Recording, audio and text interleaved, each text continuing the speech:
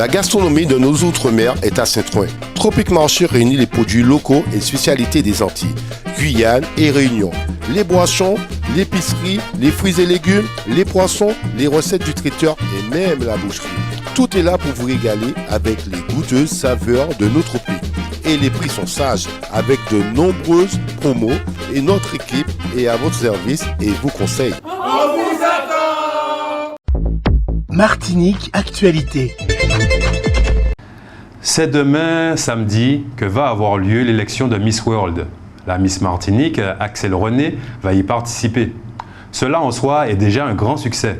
Certains professionnels du secteur disent qu'elle a une chance de remporter ce titre. La compétition se déroule en Inde.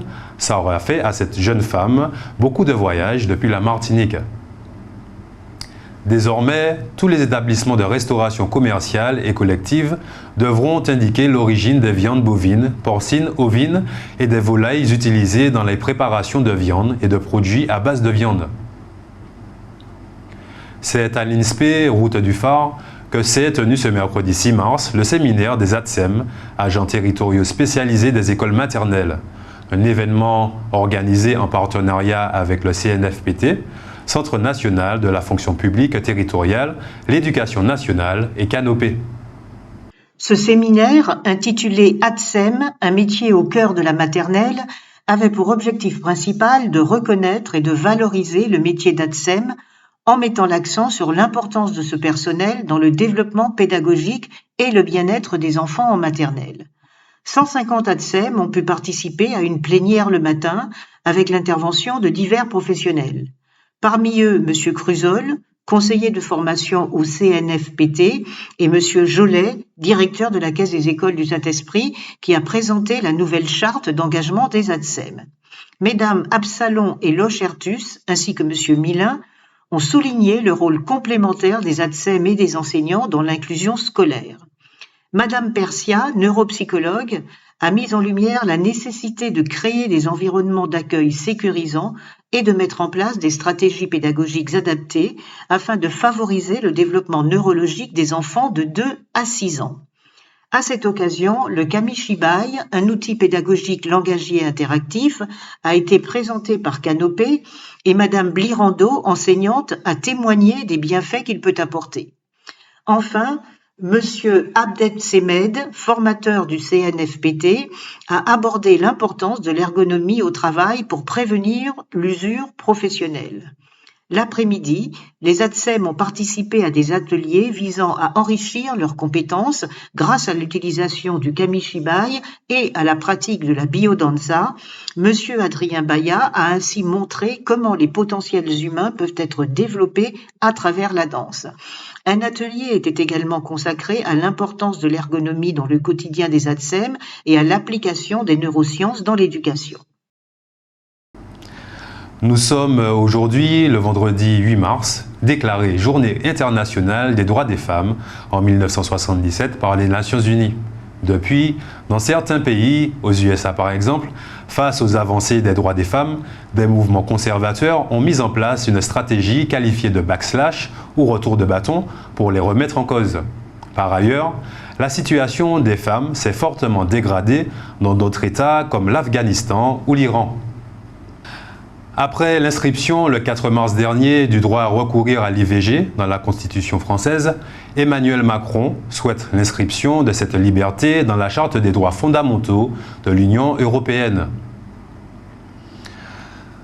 La visite que lui a rendue hier le président du conseil exécutif de la collectivité territoriale de Martinique, Serge Letchimy, est l'occasion de rappeler que l'école de formation des professions maritimes et aquacoles de Trinité forme à de très nombreux métiers de la mer, depuis celui de mécanicien jusqu'à éleveur de poissons. Un rapport sollicité par le centre hospitalier universitaire de Martinique et remis à la fin février a permis au centre hospitalier universitaire Pierre Zobda Kittmann de compléter son plan d'action.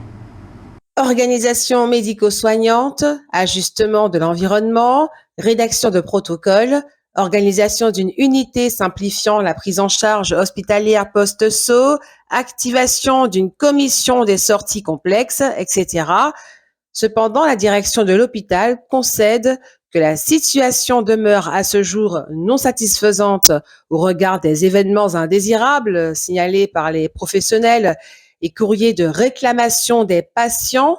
Toutefois, de manière collective, communauté médicale, soignants, organisations syndicales et direction, elle assure faire le maximum pour faire progresser la prise en charge des patients et les conditions de travail des personnels. Cette année, le carnaval antillais, organisé à Bordeaux, ville de référence pendant longtemps pour de nombreux étudiants antillais, a connu un succès particulier avec plus de 30 000 participants. Cette manifestation est organisée depuis une dizaine d'années. Elle a eu lieu du 29 février au 3 mars. À Haïti, à l'état d'urgence, on a ajouté un couvre-feu nocturne. Le chef de l'État haïtien est toujours hors du pays, ce qu'on sache très bien où il se trouve. On ne sait pas très bien non plus sur quel soutien il peut compter. Ce qui est clair par contre, désormais, c'est que les chefs de gang avancent une revendication purement politique, le départ d'Ariel Henry. Ce qui est évidemment fait penser à un coup d'État plutôt qu'à des revendications de gang. Selon l'OMS, pour les femmes en Europe, le cancer du sein est le principal cancer causé par l'alcool, même avec une consommation faible. Ce que 4 femmes sur 5 sur le continent ignorent. Après 2 siècles de non-alignement, la Suède est devenue le 32e membre de l'OTAN. Les documents officiels lui ont été remis ce jeudi 6 mars lors d'une cérémonie à Washington.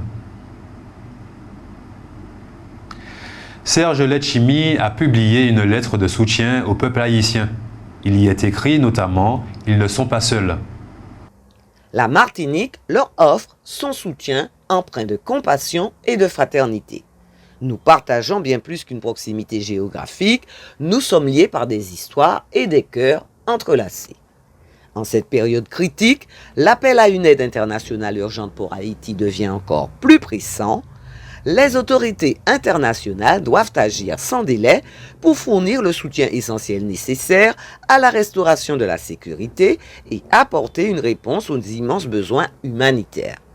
La solidarité globale et l'action concertée sont cruciales pour naviguer à travers cette crise sans précédent.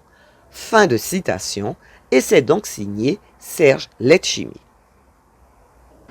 Charles Conconne, le gérant de l'entreprise Vedette Tropicale, a déclaré ceci. « Je ne vois pas pourquoi je vais négocier avec des gens qui, tous les mois, voire chaque semaine, ajoutent des revendications supplémentaires alors que de mon côté, j'ai rempli ma part. Je n'ai rien d'autre à proposer, rien de plus à donner. Aucune raison donc de retourner devant une table de négociation. » Hervé Pinto a été placé sous contrôle judiciaire après 24 heures de garde à vue.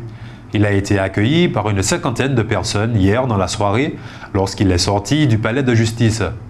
Il lui est interdit de se rendre au lotissement du hameau de la Pagerie aux Trois-Îlets.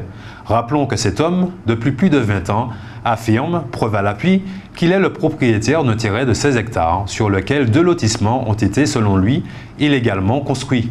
Il s'agit des lotissements Le Hameau de la Pagerie et Bathilde. Il regroupe une trentaine de logements. Outremernews.fr, le site de l'actualité Outre-mer, 24 heures sur 24 et 7 jours sur 7. Retrouvez la chaîne Outremer News sur YouTube.